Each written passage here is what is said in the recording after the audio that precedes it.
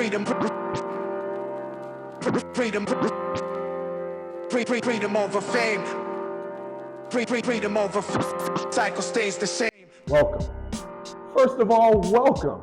This is Unsolicited Perspectives, and I'm your host, Bruce Anthony. Thank you for listening and watching wherever you get your podcasts and video podcasts. Subscribe, share, like, comment, and rate us. You can find us on Instagram, YouTube, and Twitch at unsolicited_perspectives. You can find us on Twitter and TikTok at unsolicited_PER. Watch us live. Now, watch us live every Thursday night, 7:30 p.m. Eastern on Twitch and YouTube. Our audience continues to grow with each and every episode, and I humbly thank you. On today's episode, I'll be talking to social worker and clinical therapist McKernan. She's based out of Baltimore, has her own practice called Clarity Wellness Solutions, and we're going to be talking about PTSD, trauma, and mental health. But first things first.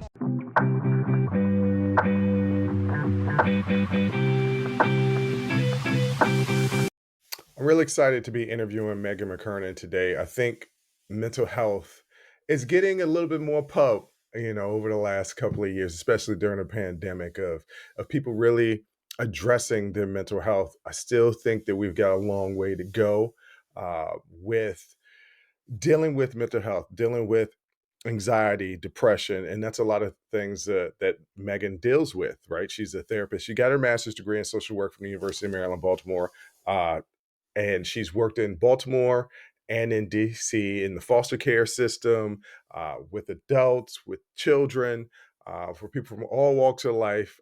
She got a dream job being a therapist, eventually starting her own clinic, Clarity Wellness Solutions. I'm really excited because me and my sister often talk about mental health and how important it is to really address it. And I still feel like there's a stigma to talking about basically your feelings. There's still a stigma with men to talk about your feelings like it's some sort of weakness. And I remember the last person I dated, I opened up to talk about feelings, which has often been a issue that people that have been in relationships with me has said that I don't open up and I don't talk.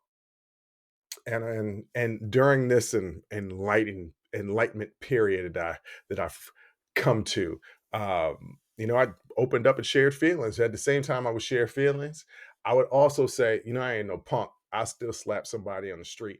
And while that may be true, it was a facade that I was putting on. Not a facade. It's not a facade because it's real life. It's the truth. I will smack somebody in the street saying something slick.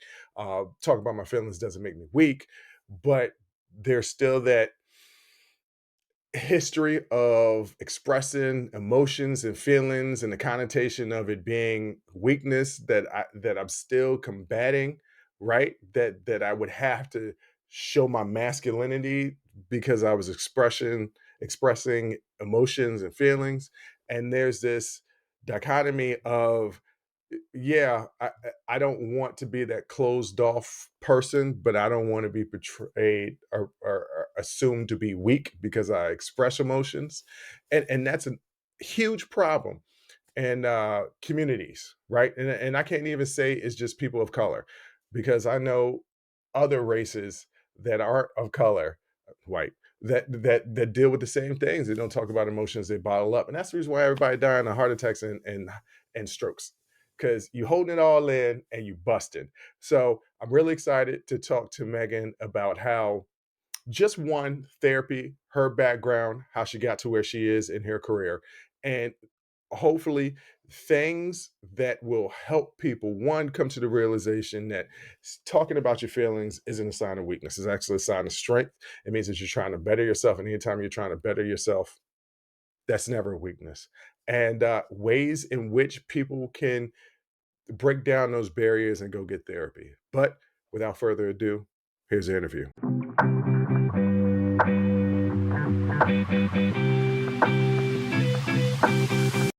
I'm here with a social worker, Megan McKernan, and she is also the owner of Clarity Wellness Solutions in Baltimore, Maryland. Megan, thank you for joining me today. Hi, Bruce. Thank you so much for having me. I am rocking my It's Cool to Talk About Mental Health hoodies. I know you like wearing hoodies, so I had to join in that theme. I'm glad that you picked up on that. Not a lot of people pick up on the fact that I'm wearing a different hoodie in a different color each and every episode. Megan, thank you. You're welcome. You know, this is very important what we're going to talk about today, mental health. And it's funny because me and my sister just filmed an episode last night and we were talking about my personal dealings with mental health and the fact that I had a panic attack when I was in high school. They had to rush me to the hospital, but this was 1996 and they had no idea of what was actually going on and no help afterwards. So Right. and and talking about myself, let's get to you. Can you tell me a little bit about your background and how you became interested in pursuing a career in social work and mental health? Of course. So I feel like I fall into that cliche of this field really chose me rather than I chose it. And that is due to my own family trauma, my own history of family trauma that starts way back when my paternal grandmother died by suicide Mm, when my dad was only 6 years old. And that has totally sent ripple effects, has totally shaped my entire family, my entire life.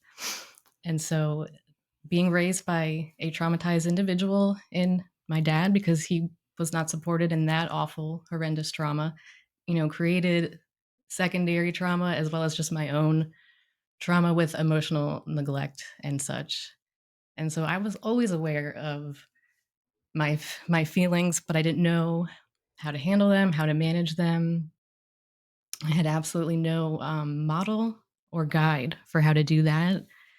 I was, like I said, being raised by a traumatized individual himself, so that just created so much complex PTSD, is what I've learned in grad school, is what that's called, and that is due to just this long term. That's just how it was. Um, it wasn't like a specific incident, really. It's just when you're raised by an alcoholic rageaholic is how I would describe them. It just creates its own set of circumstances, and so I knew that I wanted to major in psychology when I went to college. I wanted to learn as much as I could about what was going on, why the people around me were behaving the way they were behaving and acting. mhm. And then it wasn't until right before my senior year of college that I was introduced to social work. And so I said, awesome, I'm doing this, went right to grad school, got my MSW, and was hoping that I could somehow go right into therapy. And that wasn't the case. I didn't have enough experience, and then that was fine. I knew that. So I pivoted to foster care. Mhm. Um, and I was working in foster care in Washington, D.C. for several months until that contract ended. And then I was licensing foster parents. And then it was a few years later that I finally got into a clinic that I was able to do therapy and got my clinical hours, got my clinical license. And it was until June 2020 is when I decided to start my own practice. And that's when I started Clarity Wellness Solutions. Okay. So as we said during the pre-show, I was going to perhaps detour. This Yeah, is one of those totally. moments where I was going to detour because you brought up your father. Mhm. Was he an only child? Did he have siblings? Did the siblings show similar symptoms that he did? And your mother and father, how was that relationship growing up, dealing with his trauma? Mhm. Yeah. He has a younger sister. My aunt's only 2 years younger than him. Um, and they both took very different paths of how they dealt with their trauma. I think my aunt tried to get help and was much more external in her voicing her need for help, whereas my dad internalized it all.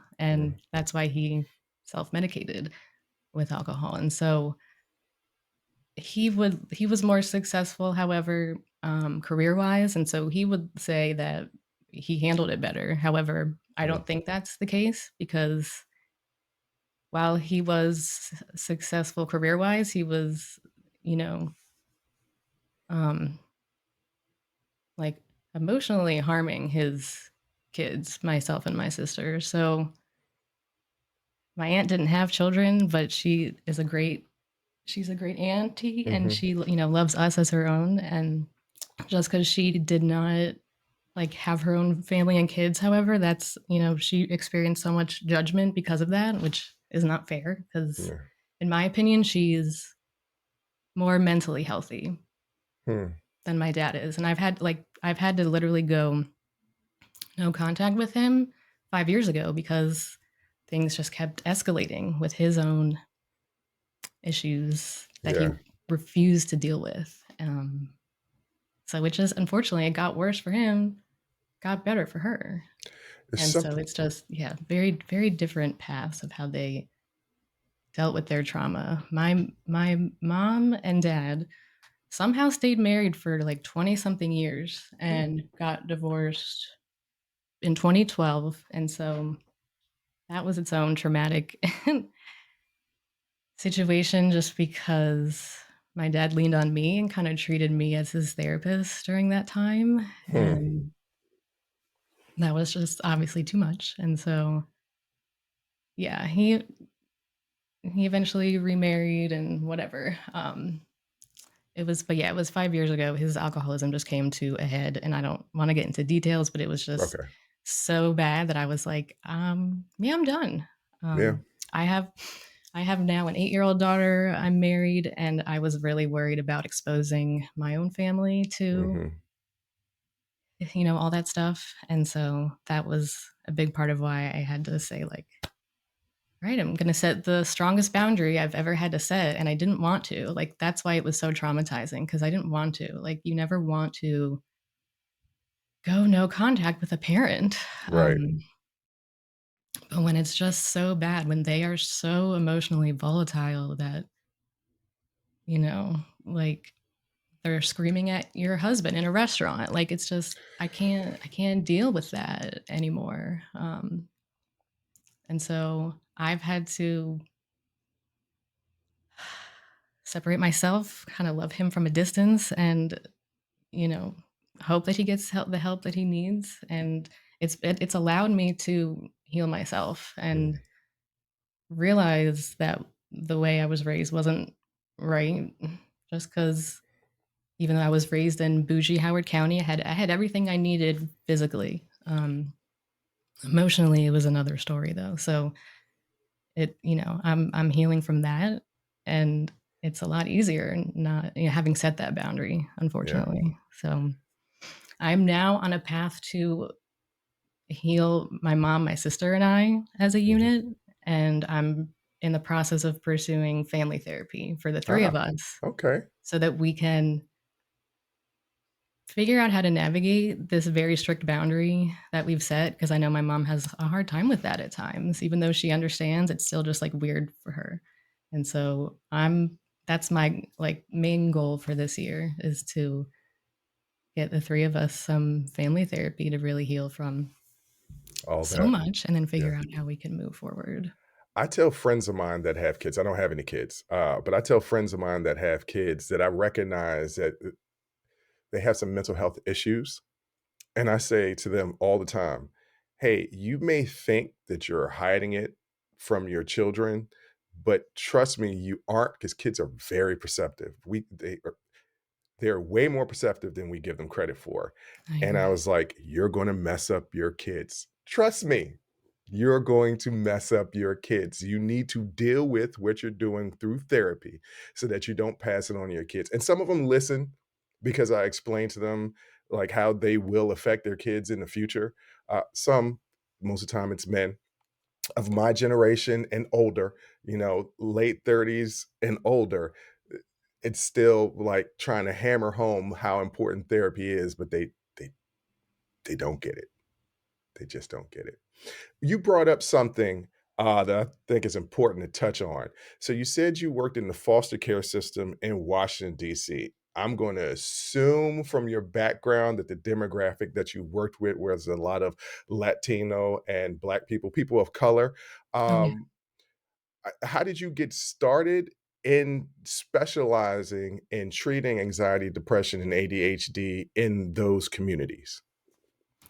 I just kind of fell into it. Yeah, I think just working in that area, that city, yeah, all my clients, all my foster care clients happen to be Black and African American, and then when I moved over to the clinic in Hyattsville, all of those clients happen to be Latino, and so I just it was such a humbling experience, and I just appreciated and still appreciate being the racial minority at work. Mm, I don't know, I really loved that and relished in that once I was there and in it, and I feel like, I learned quickly, I adapted quickly, and I came from the perspective of, I'm here to help you as best as I can, but I also need to learn from you. I'm not entirely the expert in everything, mhm. definitely not your culture. So, like, help me help you. I'm going to meet you where you're at and just try to be as like supportive and hold space for you for whatever that means. And once I moved over to licensing foster parents, yeah, all my foster parents were Black and African American, and I just let them vent about how crappy this system was that they were dealing with. Because a lot of them were trying to care for their their own family members, whether it was nieces, nephews, grandchildren, very close family friends. Like they were having to navigate so much challenges just to care for their family members, and so whatever I could do to use my own privilege to help them navigate that system, like that's what I was going to do, and that's what was really important to me, and that's what I found like really fulfilling in those years leading up to when I was like actually doing therapy, because that was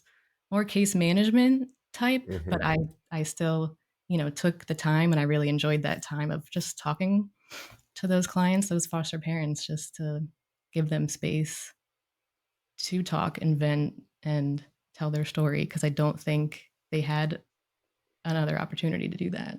So Well, so you bring that up. What are some of the challenges and barriers that people from the Latino and Black community face when getting mental health resources?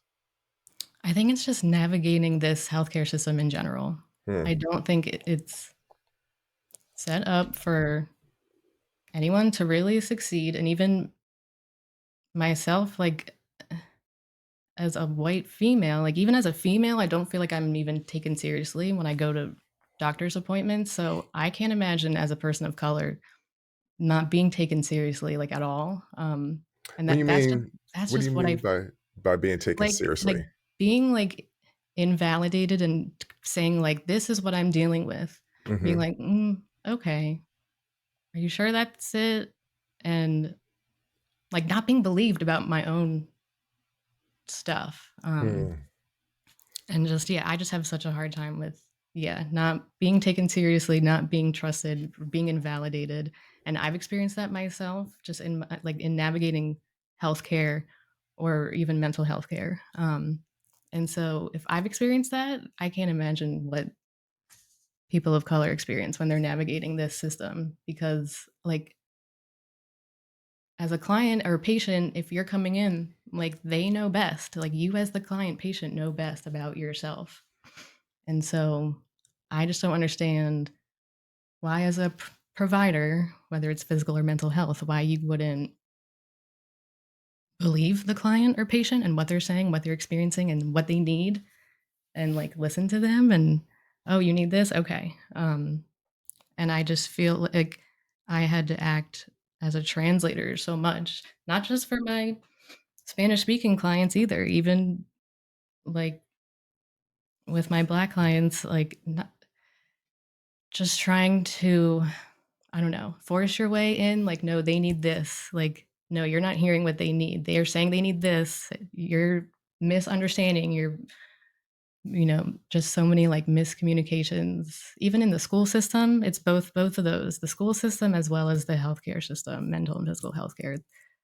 I just felt like being an advocate, translator or advocate is probably a better word for it. just trying to help them advocate of like, no, this is what they need. You are not hearing what they are saying. This is what they need. Please help them, because they would get so frustrated and want to give up, and I would too. And you So, can't when it's your your child's like health and life at right, risk. So exactly. So, with these barriers and challenges in place, just from the healthcare standpoint, and obviously we're dealing with not only the children who are experiencing trauma and PTSD, but also the parents as well. What are some of the techniques and interventions you use to help them through all of that?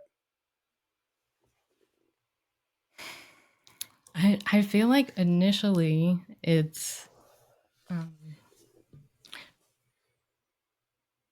trying to stress the importance of just talking about it, and that's why I feel like I learned so many very like therapy 101 techniques in talking to those foster parents. Like, it's okay to feel your feelings and to let that out, and you don't have to hold it in and act like everything is okay, because that's what I was taught by my boomer generation parents is, yeah, you just have to like push through it and act like everything is fine. And I can't do that. And I don't expect anyone to do that really.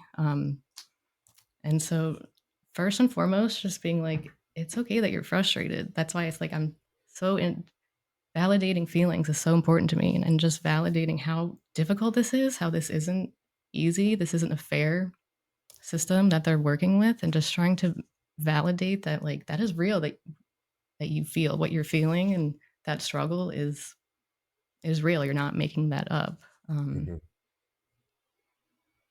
And just trying to normalize their feelings and validate them and say like, hey, it's okay that you feel this way. So because of that, what can we do to help you feel like yourself again? And that's different for everybody. But just kind of forcing them to think about it. You're taking all this time and energy caring for these foster children, but what about you? Yeah. So it's okay to like sit and talk and process and feel your feelings, and then after that, like what's going to help you feel like you again? And how can I help do that? Yeah, as a social worker, it's mind, body, soul. We're looking at everything, like how can we help you with any sort of lifestyle habit that you're trying to change? That's so interesting. And I'm going to throw my friends under the bus, but I'm not going to say their names, but they know exactly who I'm talking about. And so we were talking about music, and I use music, well, also alcohol, but I use music to really put me in a peaceful mind Yes, state, love right? it. Yes. And I will go back and listen to old jams, right? Like and I say old jams to us, they're not that old because they're our generation, but to these Mm. Gen Zers, it's Yes. really old school stuff. So I'll go back and listen to 80s R&B and 90s hip hop, and it'll take me to a certain time, and there are memories associated with that music, and it'll take me to a happy place. And I said this to my two male friends who are the same age as I am, in their early 40s, and they were like, What are you talking about? Feelings associated with music?" Oh, no. This is the male toxic answer that they gave me. "You sound like a real female right now." And I and I told them in the text message thread, "You guys are really ignorant." Like and this is my generation, and there's something about trying to not school them, but enlighten them to say, "Hey, man, it's okay to feel feelings. That doesn't make you weak at all." Matter of fact, that makes this idea of being the strong, silent type, those people died early of heart attacks and strokes and things of that nature. I don't want to go Thank out like that. you. So Oh, mindfulness and mental health and a healthy well-being is super dope and super important, and I'm glad that you talked to your clients about that. But that leads me to another question. I brought up how I listen to music, but what role does mindfulness play in promoting mental health and well-being? And I use music. What are some of the tips and techniques for practicing mindfulness that can help to deal with? It doesn't necessarily have to be trauma or PTSD. If you have trauma and PTSD, you need to speak to somebody. You need to speak to a licensed therapist. But if you're just going through something, what are some mindfulness techniques and practices people could use? Yeah, so when I was working and commuting to DC and Hyattsville, I feel like I fell into a very autopilot system routine where I was not mindful. I was not aware of what I was doing. I was just go go go, like, do your work, get home, go to bed, do it again. And when I was introduced to mindfulness, which was more in, I guess it was like 2019 when I started ramping up my own personal therapy after I went no contact with my dad. I ramped up my own personal individual therapy, and one of my therapists introduced me to meditation and mindfulness, and I was so hooked after that. I was like, "Oh my gosh, this is amazing." And really, it was just like a 5-minute meditation that she did because I couldn't stop crying, and um it calmed me so much. And just doing that, like, I had to do it myself. I'd heard of meditation and kind of just didn't think I could do it. I don't know. I was just didn't know enough about it and was like, Mhm. I'm not experienced to do that. So I had a therapist guide me through one day and realized that, oh, that's all there is to it. Okay, that's fine. I can do this. Yeah. And she was told me about an app, and I was like, wow, this is easier than I thought. And so I realized that, yeah, really just like taking a few minutes to just breathe, just focus on your breath, you know, just stop going, which was hard for me because again, that's all I knew. That's all I was taught. That's all I saw from my own workaholic parents. Both my parents worked my whole life. And so all I knew was to keep going. And when I realized like actually slowing down and taking a few minutes to breathe actually helps, that, yeah, that was life changing for me. So I've And tried meditation. I have a very difficult time actually cutting out everything and yeah, meditating because my mind just races all day long. But I guess from what I was told, me when I zone out listening to music is kind of like meditation. it is. It is. And that's the thing. There are so many different, yes, like creative ways that you can practice mindfulness. And yeah, when you are listening to music and you're kind of in the zone and it takes you, like you said, to a happy place, like that is your mindfulness time. Absolutely. And so it doesn't have to be sitting and meditating because that does take some training, I think. But whatever activity you can find, like I have a client who likes to fish. Yeah, fishing is your mindfulness time. Whatever activity that you're doing that is just bringing you a sense of calm and peace, like truly that's all that matters. Could it be I'm talking personally here. Could it be video games? Even if the video games make you angry and you slam controllers, but it still takes your mind away from the stressors that you might be dealing with. That technically be considered meditation as well? Like, I know, Mm. like, running and sometimes, like, I often use working out as well, like, I work out all the time. So, I go to the gym and I can get in focus in on a workout, and that's where my mind is at that particular time. But video games, I know that's a growing, I'm not gonna say epidemic, but maybe because there is an addiction that is associated with that, but at the same time, I think a lot of people are using I know for a fact people are using that as an escape. Yeah.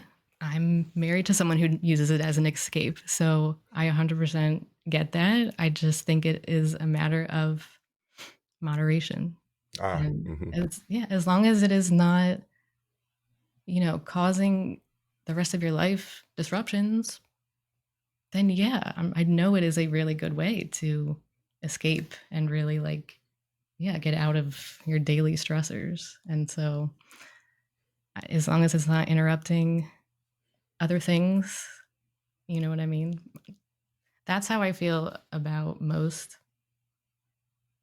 I don't want to say vices because, yes, there are things that are truly unhealthy for you, and I'm not going to advocate for that. But I don't know, most hobbies, I guess, or interest activities, if it's not harming you or anyone, it's not causing you your daily disruptions, it's not affecting your work or whatever responsibilities you have to have, and it's bringing you peace and joy, then great. So the main point of this conversation, ladies and gentlemen, one, if you have trauma, you don't even know if you have PTSD, you need to speak to a licensed therapist, especially if you have kids. And two, if you're going through something, find an outlet, a mindful outlet that calms you, brings you joy, brings you peace.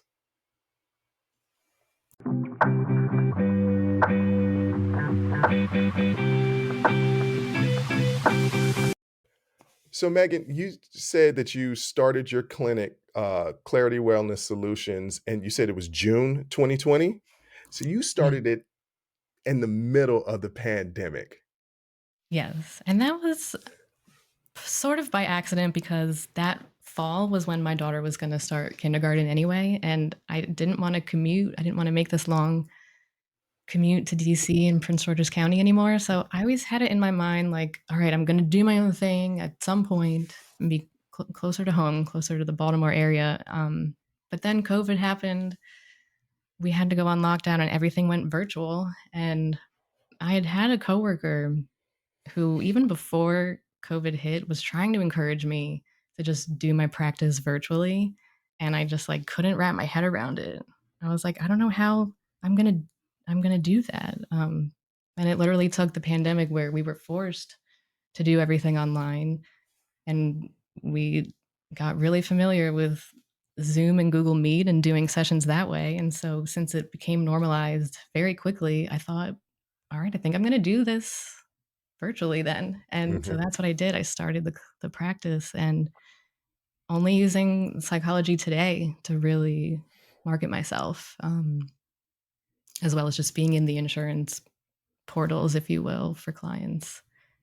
And I just kind of like waited. I was also still, supervising at the Hyattsville clinic. I still saw some clients there. So I was kind of doing both while I was starting my own practice, but those clients came quickly, a lot quicker than I anticipated. And so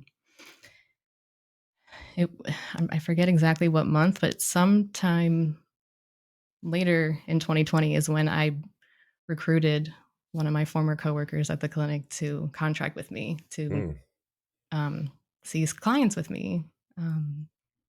And so she's gone on to start her own practice, and it's so awesome. A lot of clinicians that have worked for me in the past have gone on to do their own practices, and that is the best thing. That's all I want because we Mm. need more clinicians. We need more mental health practitioners. So the more people I can help supervise and help mentor, if you will, like I love doing that as well. So Alicia was my first contractor clinician, and now I have 8 contractors Wow. that work for me, and it's wonderful. I love it. Yeah, and it's all virtual. And because of that, though, we're able to see anyone in the state of Maryland if we accept their insurance, or if they want to pay our out of pocket rate, that's fine. I feel like I keep it relatively low compared to some other clinics in my area. So that's that's where we are. Yeah, and I have an administrative assistant who helps me with my social media presence because I would not do that on my own at all. So it's very nice having help for that. And you're not limited to just solely Maryland. That's I was talking to somebody about virtual, and the pandemic sucked, but there's a part of it that came out of it that is better for people. I think virtual learning, working is easier for people because you travel down to DC, I'm in DC. The traffic in this area is ridiculous. It, Yeah. it, it, I am 5 minutes away from the Washington Monument. That's how long it takes in a car if there was no traffic. But since there's traffic, it's 25 to 30 It's minutes. And exactly, so people right. commuting back and forth for work, sometimes their round trip in this area to go 10 miles would be 2 hours. Right. So that's one of the things that this pandemic, that's one of the bright spots that came out of this pandemic is that employers Yeah. realized that people could work from home and actually be more productive. And your clinic isn't restricted to Maryland because it's virtual, it's national, it's international. It can go any, you can see anybody anywhere, Mhm. and Mm. that's beautiful. But my question is, i- your clinic grew at a time where the world was slowing down, and it seemed like not only the fact that we were in lockdown, people were depressed and dealing with emotional and mental health because of that, but because of the slowdown, did you see it in your experience that because their minds had to slow down during the pandemic, that it wasn't that they saw that their mental health wasn't just the cause of the pandemic, but also stuff that they had been dealing with throughout life that they just didn't realize it because they were living in the rat race?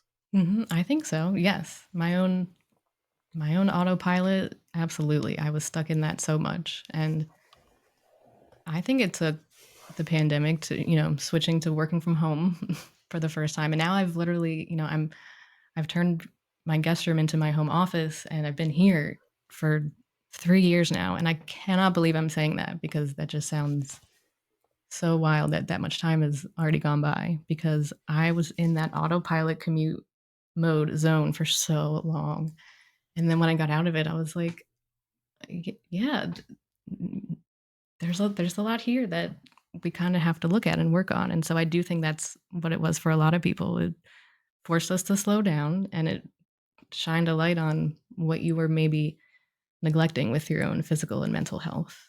And so I do think it worked out for me timing wise. Yeah, I Mm, happened to get a diagnosis of Crohn's disease at the end of oh, 2019. And so I was dealing with that at the start of the pandemic as well, trying to figure out what would help me, mhm, nutritionists, GI doctors, all kinds of stuff. And if I was commuting well, there's no way I would have been able to like get through all that. And so, yeah, it helped me. The forcing me to slow down did me a lot of favors for sure. and do you see what are some of the differences with meeting people in person and meeting people virtually? Obviously, if you're meeting people virtually, you can see a lot more people because your time isn't restricted through transportation. But is there something that's lost with not being there, or is there no real difference as far as treating people virtually or in person?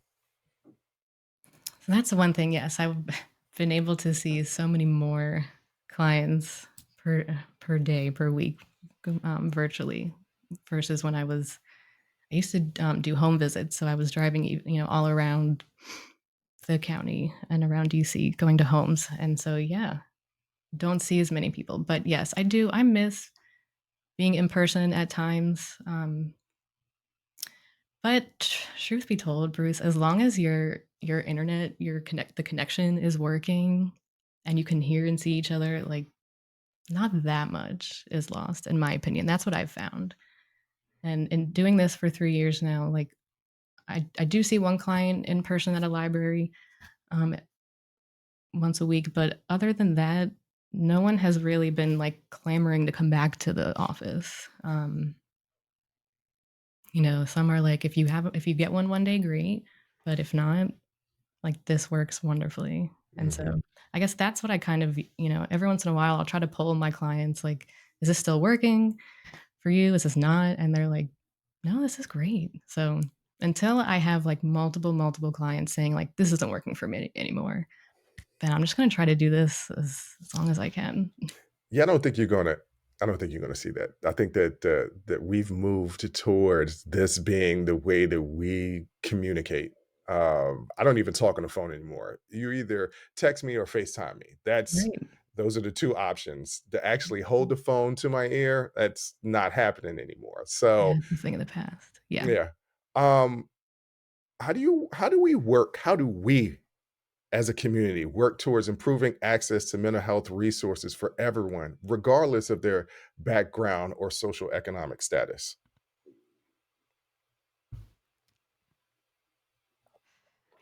This is such a hard question for me because I feel like it has to start at the top. It really is a policy level thing. And coming from a social work background, there's another half of social work that is, MAC policy community organization. And, sometimes I really want to get involved at that level where, trying to like actually enact some change at the government, if you will, level, because that's where all these issues stem from is, we're having this conversation because we live in the United States. Whereas if we were in a country in Europe and when we had universal health care, and in theory, everyone's therapy would be covered, and I'm just dealing with one entity versus 5 or 6 different insurance company, like to me, that's a whole different ballgame. But because we're where we are and we have to navigate this system the best that we can, I don't know. I don't know. I want to get involved at the policy level at some point because I think that's where we can make the most change. In the meantime, for myself with my own practice, that's why I've tried to panel with as many insurance companies as possible, as well as taking out of pocket, of course. But in my mind, my theory is if I can panel with as many insurance companies as possible, then maybe that means I can see as many people as possible, regardless of what their background is. So this is a question, and I should have probably looked this up before the interview, but I didn't think of this question until just now because you were talking about insurances. Does Medicaid and Medicare cover therapy? It does, yeah. The clinic Okay, that so I it worked does. for in Hyattsville was a Medicaid-based clinic, so they Okay. were all Medicaid clients. Yep. And so if you, um, you know, are if you qualify for Medicaid, if you're at that level where you qualify for Medicaid, then yes, you can actually get your therapy covered 100%. And for those people out there that are listening, because well, I'm not on Medicaid or Medicare, but if I was on Medicaid or Medicare, I wouldn't even know how to start to get therapy. What are some of the processes since you've had that experience working with Medicaid? And Yeah. and I'm assuming since Medicaid did it, Medicare will also do it. What are some of the processes for people that are on Medicaid, Medicare, to get therapy? Because they might not know, one, that it's an option for them, and Mhm. two, that if they do know it's an option, how to go about securing therapy. Yeah.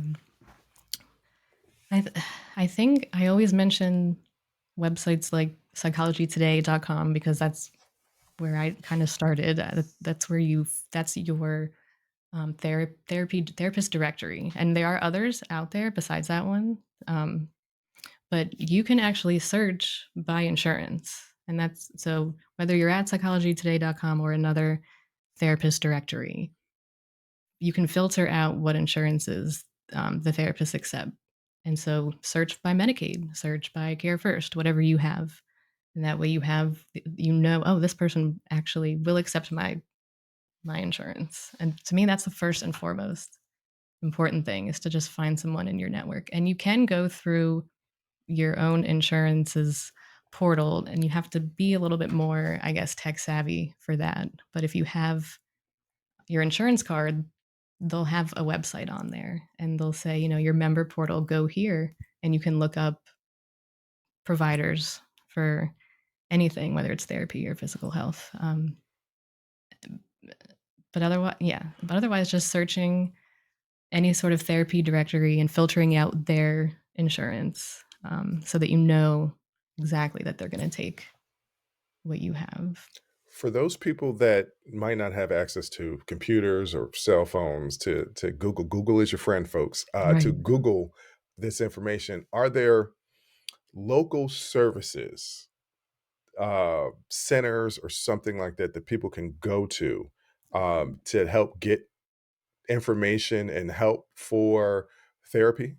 Yeah, your Department of Social Services definitely is is where you're gonna, because most likely if you're connected through Medicaid, then hopefully if hopefully you're connected through a social worker or a caseworker through your local Department of Social Services. And so if you are, like, go right to them. Yeah, go right to whoever helped you register for your Medicaid, and they will absolutely help you navigate where to go.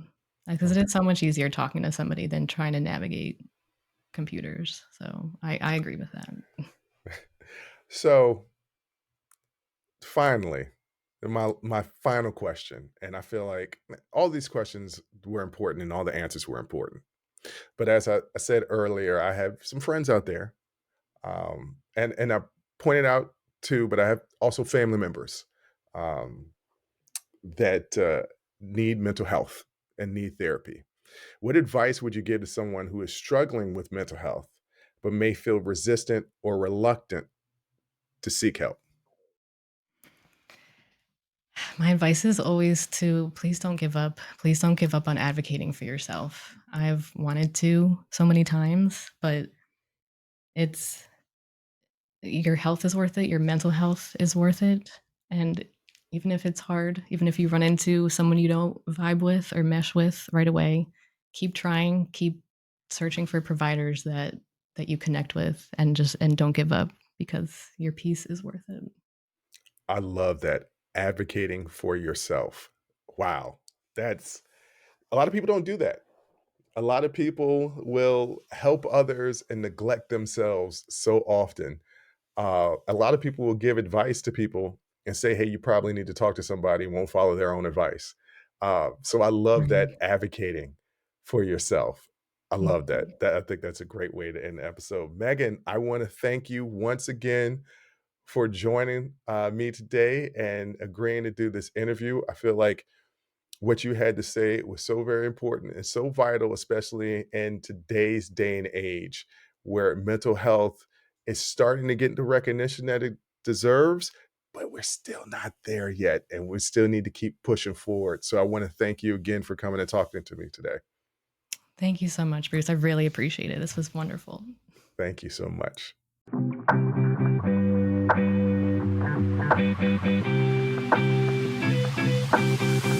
Wow, I really think that was. I want to thank Megan for coming on the show and talking to us. I want to thank Megan for opening up and expressing her history and things that she's had to deal with in her life. And that slogan, advocating for self, that's my new thing. I really do believe that people need to start advocating for self, not on a self-absorbed selfish level. But my sister often brings up putting up boundaries. And I will say in my personal life, I haven't been good at putting up boundaries, right? Like of telling people, you know what, I don't feel like doing this. Or my problem is I'll drink, get happy, and then everything sounds like a good idea. And the truth of the matter is, I don't want to do none of it. But like none of it.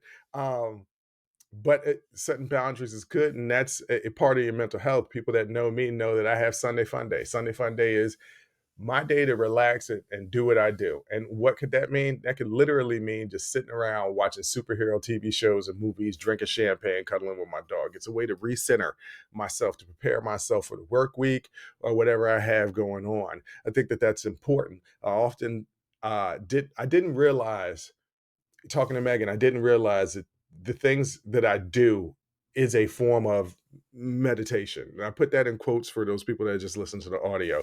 But, me zoning out, listening to music, being in my vibe, me going for my walks. I love going for a walk because the walks clear my mind. Like I can run through a bunch of things in my mind, but it brings clarity. Working out. Those that know me know I work out like 6 days a week, and I'm in the gym. Anybody that sees me in the gym knows I'm in there hitting it hard. Uh, that's to work out the aggression because, like I said, I got a lot of anger and I will smack somebody on the street. But no, but like and playing my video games.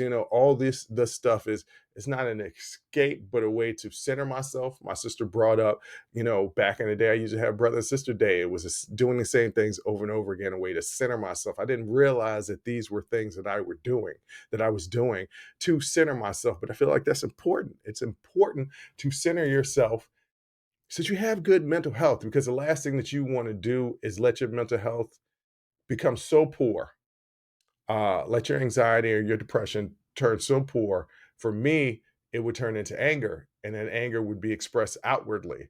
My friends would tell you back in the day that I was a hothead. Now that I'm starting to re-examine my life and think about through work, my anxiety and things of that nature, I realized that outward expression of anger was just the anxiety and depression building up inside of me to the point where I couldn't take anymore. And I needed, and the outlet was, I'm going to blow up on somebody. But now that I'm older, and now that there's more access to knowledge of improving yourself and mental health, people can do better than having negative outlets. And I think Megan brought up really clear examples of ways to have positive outlets to deal with anxiety and depression. And if you, and talking to somebody, right? Like talking to a health professional is very, very important. People in the Black community always want to say, well, I'm going to pray on it. God gave us therapists for a reason. So it's good to talk to a therapist to work through your issues. And contrary to what everybody believes, you dealing with it by not dealing with it is not dealing with it. And it's still there, haunting you and affecting you, whether you want to admit it or not. Go out, seek help, talk to somebody. There's nothing wrong with that. There's no sign of weakness. That's a sign of strength. But on that note, during Mental Health Awareness Month, which Megan let me know about, it's not only Women's Month, but it's also Mental Health Awareness Month. Check in on yourself. It's important. And on that note, I'll holla. Thank you for listening to Unsolicited Perspectives with Bruce Anthony. Please subscribe, like, comment, share, and donate. Donations help us keep giving you this free content each and every week. Until next time, Audi 5000. Peace.